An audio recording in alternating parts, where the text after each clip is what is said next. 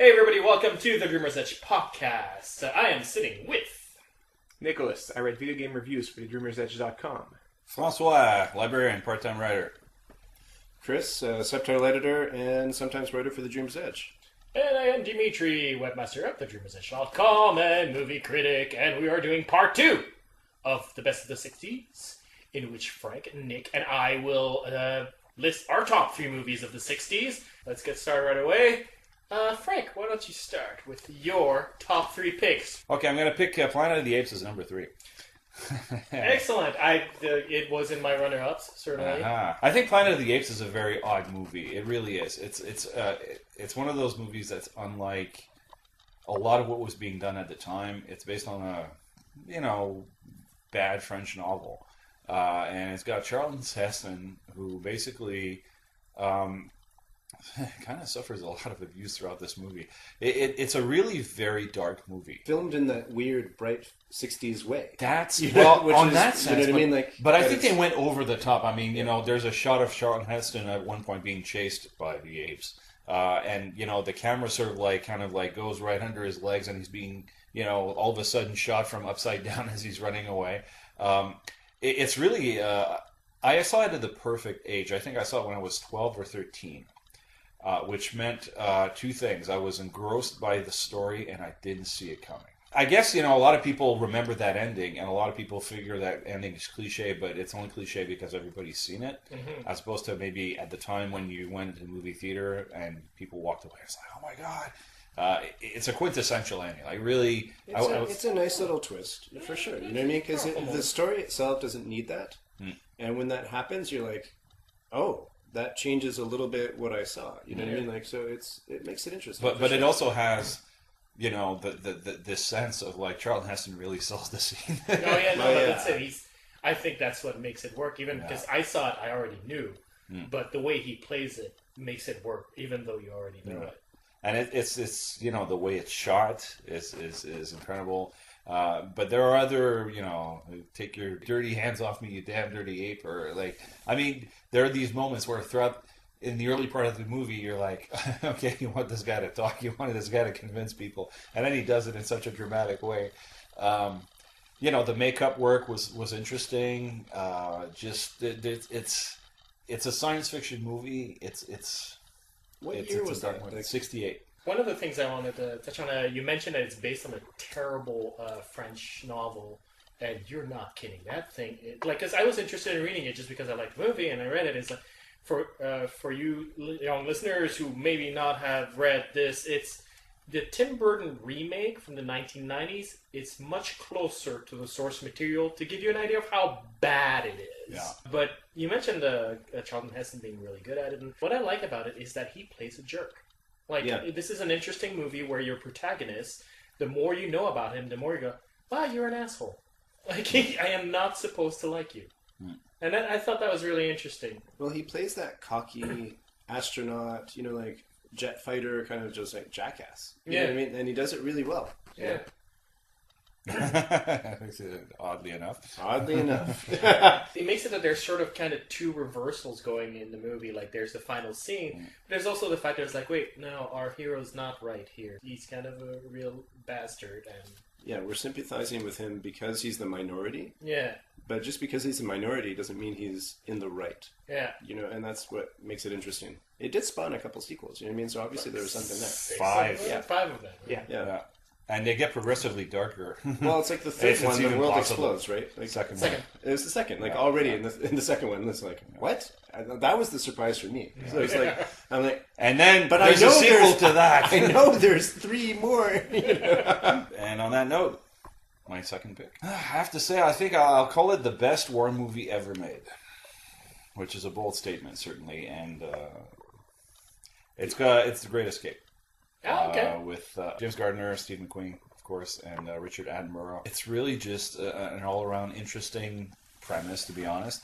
It starts out very humoristic, very funny, oddly enough. And it really has something you don't necessarily see a lot in war movies. I mean, it takes place in a war context, but it's not a bunch of soldiers, trying to secure an objective or trying to take a hill. It's about a bunch of guys who are in a prison camp and have to get out and use their wits and their intelligence and just any number of tricks to get out, and is kind of powerful too. I mean, yeah. What I liked about it is that it does play up that microcosm of like the different countries coexisting closely together. Like allies, and also like Of course, the Americans. This being an American movie, they have the kind of importance. I mean, that. For sure. Of course, James Gardner has to. But the thing is, there are rules to warfares. You know what I mean? Like, and it's those rules that we don't think about when, you know what I mean? Like, and maybe they don't really exist. You know what I mean? But it's just like, like we like to think that there are rules, and it's just like in a normal war movie where it's just like people like raiding bunkers. You know what I mean? Like, you don't see those played out, but you see them played out under the false civility of a POW camp, and it was such a brilliant kind of like where you see this like veil of civility where it's just like, no, we're just like yesterday, if you give me a gun, like I would be killing you. I could be your friend now, and I hate you, but And there's a measure of, like of course you've got the Luftwaffe who wants to maintain order in the camp versus the SS, which is a lot more brutal. So you've got this sense of like a German officer who's kind of trying to keep control, but understanding at the same time that the others are going to try to break out. I mean, the duty of every officer is to escape. But, it's got an ensemble cast, and it really takes you through the entire plot from start to finish. Steve McQueen riding his motorcycle towards the end, arguably the coolest scene filmed ever. I mean, it's just awesome. And it does have that ending of like, it's very bittersweet. I mean, there's an escape, but I mean, a lot of these guys get captured, and it's not really a spoiler if it's called The Great Escape. Yeah. And on that note, my final pick, I will claim that this is the greatest movie ever made. Oh, okay. Oh, wow. Boom, I'm throwing down. Okay. And I'm a bit confused because Howard the Duck was made in the 80s, so yeah. Oh boy. So wait. So 2001. Yeah, Space Odyssey. 2001: Space Odyssey. Mary Poppins. Well, two of you are right. Yes, 2001. Kubrick sat down with Arthur C. Clarke. He wanted to make a good science fiction movie, and he sat down, and they hammered out a plot and a script in hotel rooms, and that's what they came up with. And I have to say, I mean, it's in terms of concept, it doesn't get higher than that. I think it's a movie that is so unlike so many movies. You have to sit down, you have to think about it. There's a lot of silence, the use of silence, the use of music, the use of image. It's so far beyond anything that had come before, I think. I think the attention to detail, Kubrick's desire to portray space exploration, the future, space travel in the way that was as realistic as he could understand it and see it at the time. Mm-hmm. And it's kind of interesting. In science fiction movies, whenever there's an alien presence, it's one that, in 99.9% of movies, is something that can be understood. And I think that the portrayal of the alien intelligence, whatever you want to call it, in 2001 is something that goes beyond that. And I think that that's, if we're to encounter something, it's probably going to be something like that. And that in itself is something that makes you think. If you read the book, if you read the book that Arthur C. Clarke published... Can I just say I hate that book? Sorry, go on. Well, I mean, it gives you a lot of answers that you don't necessarily get, or... That's why I hate the book. Yeah. See, that's the thing. Like, the book sort of gives you the answers, and Kubrick took that and said, I'm going to set it aside, and I'm just going to let the audience think. And it's, some of them take away different things. The movie's not based on the book, though. It's worth mentioning. They were written at the same time. Exactly. They were done at the same time. Well, I think was what they were working simultaneously, but I think that Kubrick probably looked at the book that Clarke was working on, and he said, you know what, I'm not going to include those parts in that. And he made that decision. I think really, it's what makes that movie what it is, and it's really. Cara Duello, who plays Dave, was saying, like he said, people have been asking me for years what it means, and I just tell them that 2001 is one giant IQ test. And a lot of it has been said about the ending being undecipherable, and I don't agree. I mean, no, you don't understand the physics of it. It's not a narrative logic that is traditional by any sense, but you do understand what the character goes through and how it concludes the story that started with the apes at the beginning. Yeah, like no, that part is clear, and it's the part that matters, you know. And I kind of like the idea of, like you said, like sort of adopting an alien language when they actually do meet the alien, you know. Absolutely. Like, I hate to say it, like a lot of movies obviously are grounded in human experience because we're humans and we're making movies and the movies are about humans. But, you know, I think this is the closest thing to, okay, I mean, here we have aliens, genuine, actual aliens, and we're not going to understand necessarily what they're about. And it delivers that, which is really thinking outside the box, I guess, in a sense. It's very kind of unforgiving in a way. Like, it forces the audience to kind of like really learn how to watch the movie, you know. And there's a lot of silence, and it's just slow movement in space. It's true, you know. The movie pulls no punches in terms of like you have to follow along, like you said. But what I like about it though is that it's quite calculated in the way it does that. Like, it hits you hard by going like, here's a bunch of apes, enjoy, you know, no dialogue, apes, go. Yeah. And like, if you survive that, then you're treated to some space ballet and some machines being really cool. You're like, survive that. But then when you get past that, and by the time that you're probably tired of being challenged that way, it gives you a traditional thriller. And a really good one at that. Like, Hal is possibly one of the most memorable villains in cinema. Absolutely. Like, and the concept, again, of like a computer that actually challenges human intelligence. That's another piece that people, in this day and age, we take it for granted, but we forget that then at that time it was a very novel idea. You know, the notion of a computer defeating a human being at chess. And yeah, it is a pretty tense situation. And, you know, it's like, I read your lips. Like, that chill you get. Oh, man. And and yet the heartbreaking scene when, like, he basically goes and he starts deactivating the computer.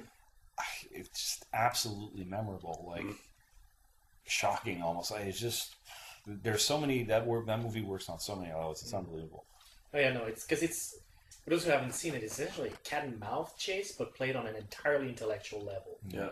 It's just two people trying to outsmart each other, essentially, and being really good at it. Yeah. And the reversal, like you said at the end, it's where the villain, who is not human, reveals a certain side of it that's so human. And it's, like you said, heartbreaking. It's just, that section of the movie is perfect. Yeah. When that one scene, you see something that to me is like so different, and we just haven't really imagined much on that level yet, and yet it came out in '68. It's unbelievable. Yeah, absolutely. No, it's a great pick, I think. Yeah. All right, Nick, your pick for number 3. I have watched a few movies from the 60s. A lot of them mostly because of my love of James Bond, which is a series I love a lot. And 2 great movies there, so I'm going to do 2 picks, my number 3 and number 2 at the same time. Okay. Dr. No and Goldfingers are probably the best of the franchise. Goldfinger, I really like. I would have to say probably the quintessential Bond line. Yeah. You know, I expect you to die, which is not uttered by James Bond. Yeah, it's the bad guy. You really see James Bond in trouble, and he has to kind of, you know, bluff as well the situation by saying, I know your plan, and, you know, I told it to my superiors, so, you know, you have to spare me or else, you know, everything. So, you know, really bluffing, and, you know, Goldfinger doesn't have a choice. Fine, Cassie, you know, I'll spare you for now. And he exposed a great plan, which is completely not what he wants to do at all. He's going for something completely different in the end, and it's like, it's great. That is very true. Yeah. That is very true. I will say that it has probably the coolest Bond girl name ever. The one from the novel, his nemesis from the novel. And in the book, well, Pussy Galore. Yeah. Yeah. A novel From was the the book. novels and the book? Yeah. Both. She's in several. The novelization of the book? Would you prefer Goldfinger over Dr. No or Yeah. Dr. No over I prefer Goldfinger. Dr. No has, you know, a cool story, a lot of very good action. It's about some madman trying to screw up NASA and the Mercury program. No, And- that's You Only Live Twice. Really? That is You Only Live Twice. Dr. No is about No. the Dr. No, the doctor with the mechanical hand. Yeah, and Those his are- plan is with Mercury. I looked it up earlier to be Mercury? 100% sure. Yeah. Get the hell out. Okay. And You got double served. What's okay? But what? Okay, so what's You Only Live Twice? It probably has to do with space too, honestly. Maybe. Oh, yeah, because there are a lot of them. Crap, I gotta watch those again. But yeah, those movies were also at the point where Sean Connery was really in the role. He wasn't like kind of like winging it. It's like he didn't want to do it anymore, and it was like I have to do this one again. And It's only putting it in near the end there. Yeah, completely. But yeah, the first one he was really good as James Bond. But from the beginning, the James Bond movies really did have that perfect mix of like knowing camp with with clever little action elements. You know what I mean? Like, and it's very like super science, like gadgets, and you know what I mean. Like they had a mix. You know what I mean? Like, and it's a mix that they're still going back to today. Yeah. As much as they're trying to make it real world, and in the '60s it worked so well. It was like very good choices. Yeah, no, and what I like about Sean Connery's Bond more than any other, certainly more than Roger Moore, chest hair, very good. Chest. Well, actually, Pierce Brosnan has a lot of chest hair as well. So. Yeah, but it's CGI. But is that he had, he had those stupid one-liners, and they were stupid, but he managed to play it in such a way that you got that he knew it was stupid without him being stupid. And it's sort of a very delicate balance. Roger Moore, I don't think ever struck that. He just went like, we're all having fun. Yeah. Whereas in the Connery version, it's really like, blah, blah, blah. And he's like, that's dumb. But I'm just saying it anyway. But as a punchline, when you kill a guy, there's that dark eye. Well, you certainly got the point. Like you're right about that. That is very Sean Connery-ish. And my number one is a musical. Ooh! West Side Story. No, A Hard Day's Night. Ah! Kind of a musical, I guess. It is a musical. But basically, you had it's the Beatles, basically. Were you surprised by the ending? Not really.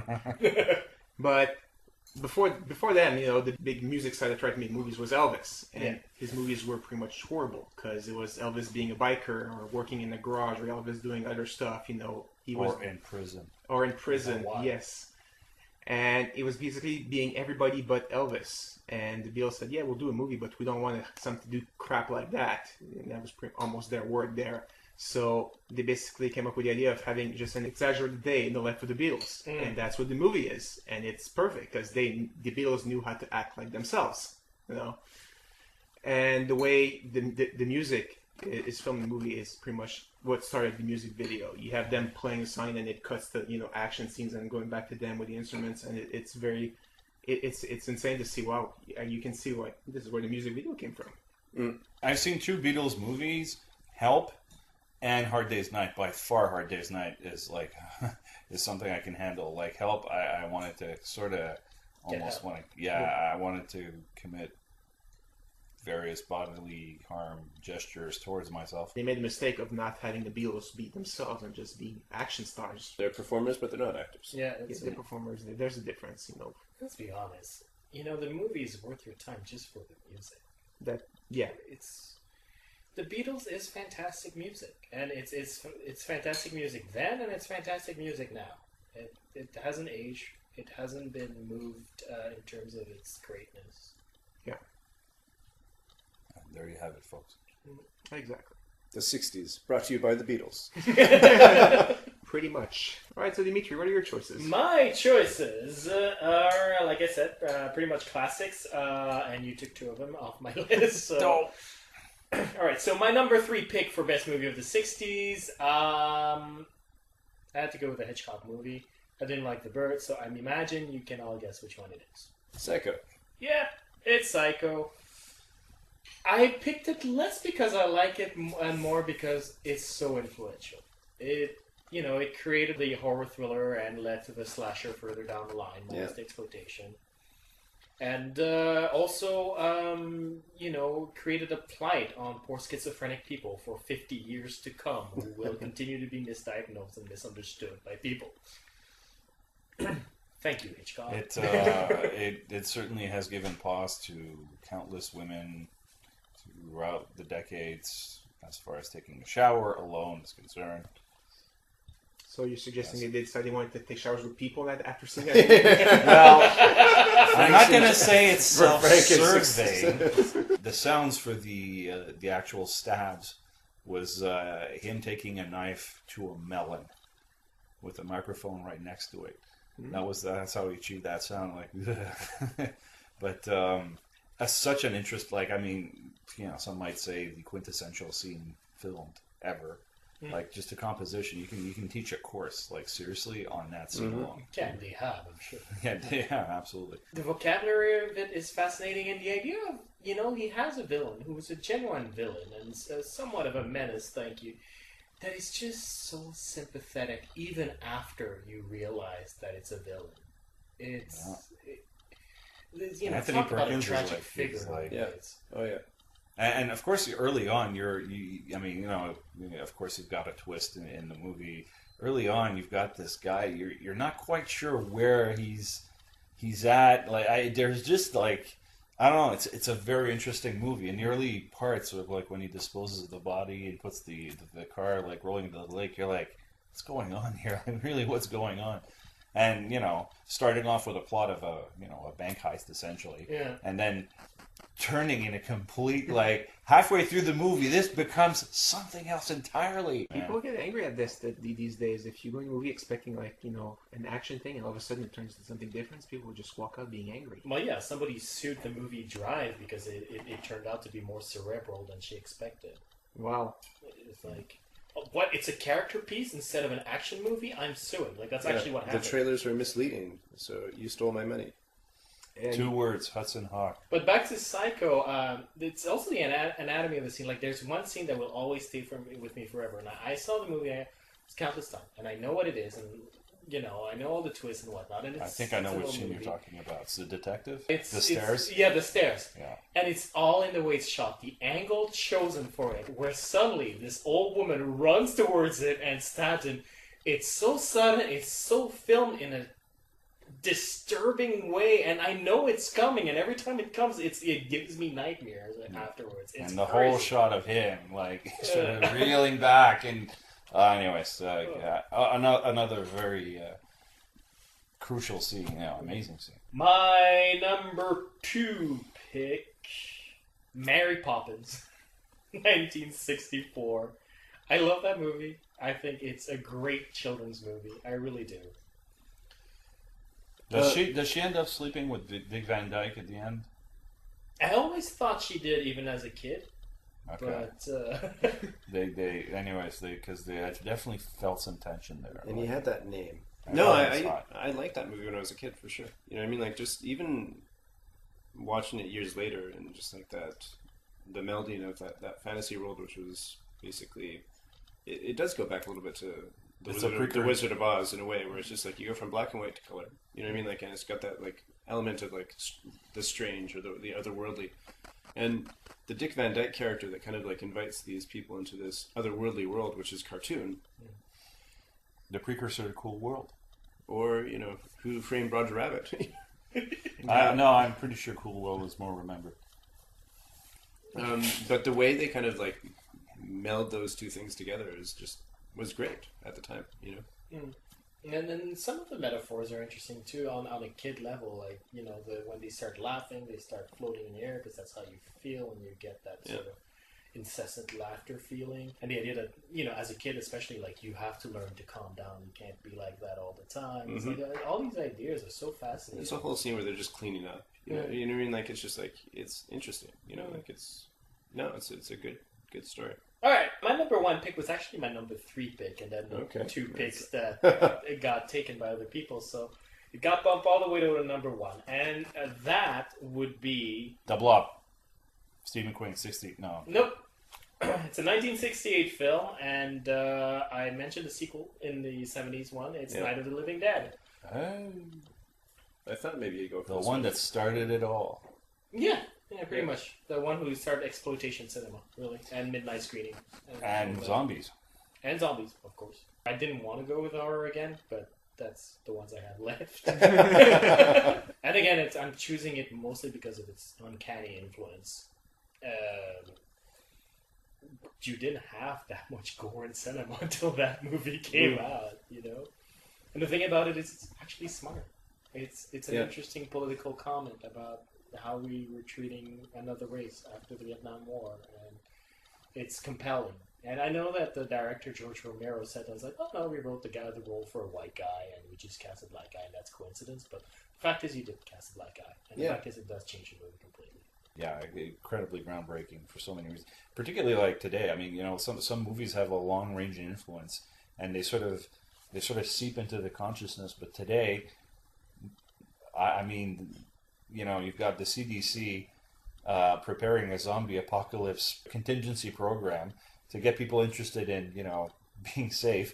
You have the CDC issuing, you know, warnings that there's not a zombie apocalypse because, you know, there's been reported instances of cannibalism in the news. Yeah. And you're like, we've really reached a point now where, unlike a lot of the classic horror figures like, you know, Frankenstein monster, the Wolfman, or, you know, vampires, the zombie for some reason has a kind of reality, despite the fact that it's completely over the top as it might. It has a kind of reality. It's really seeped into our consciousness where we actually almost kind of believe that it's possible. What's also interesting is a lot of the movies about the threat inside. It's about, you know, most of the conflict and most of the people who die comes from this group of people who just refuse to take the authority of a black man, and what it comes down to. And it's absolutely fascinating, like the whole idea that like this level of intolerance and distrust and whatnot, how, you know, a fairly well-organized plan, a good idea, a situation that's being depicted as easy to survive because when it comes daylight, you know, everything, you see that a lot of people have survived just fine, you know.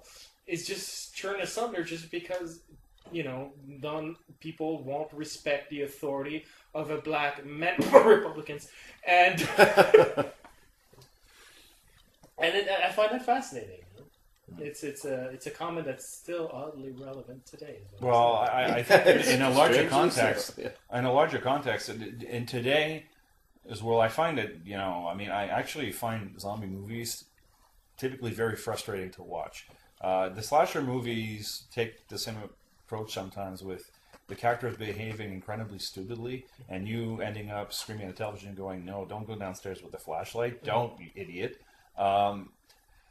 But you have that sense of like, okay, well, breakdown of society, the zombies are there, and they're doing what they're doing, but you've got the mob mentality to a certain extent, the panic, but also the whole of like, to which extent do you collaborate or refuse to collaborate, and how stupid mistakes end up being so crucially, you know, full of consequences. It's interesting, you know, because you've got that situation where the people in which are placed. It's very, from a psychological standpoint, you know, it's not just them; it's also us.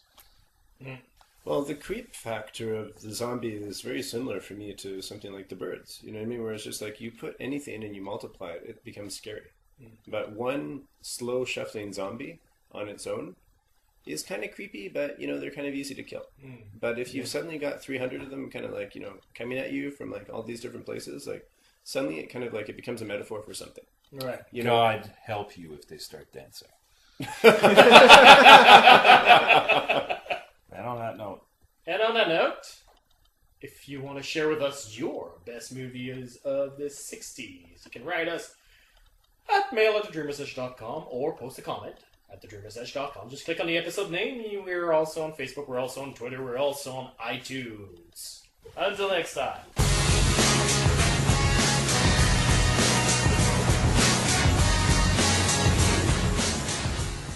It's cliche, but it's only cliche because everybody's seen it, as opposed to maybe at the time when you went to the movie theater and people walked away. It's like, oh my god. It's a quintessential ending. Like, really, it's a nice little twist for sure. You know what I mean? Because the story itself doesn't need that, and when that happens, you're like, "Oh, that changes a little bit what I saw." You know what I mean? Like, so it makes it interesting. But it also has, you know, this sense of like Charlton Heston really sells the scene. That's it. I think that's what makes it work. Even because I saw it, I already knew, but the way he plays it.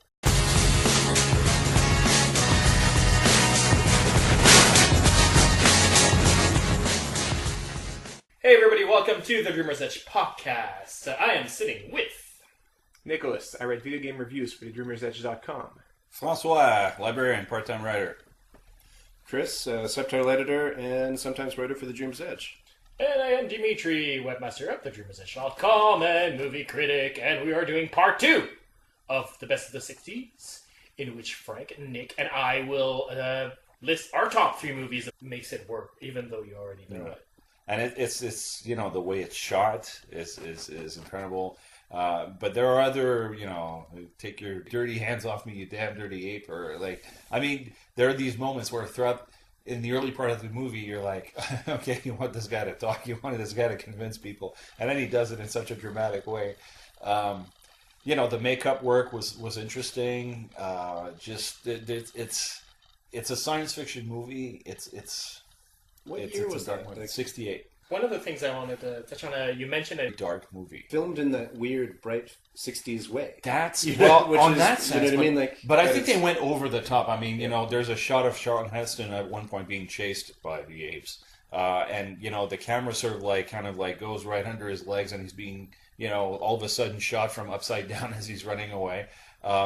It's really, I saw it at the perfect age. I think I saw it when I was 12 or 13. Which meant 2 things. I was engrossed by the story, and I didn't see it coming. I guess, you know, a lot of people remember that ending, and a lot of people figure that ending... The 60s. Let's get started right away.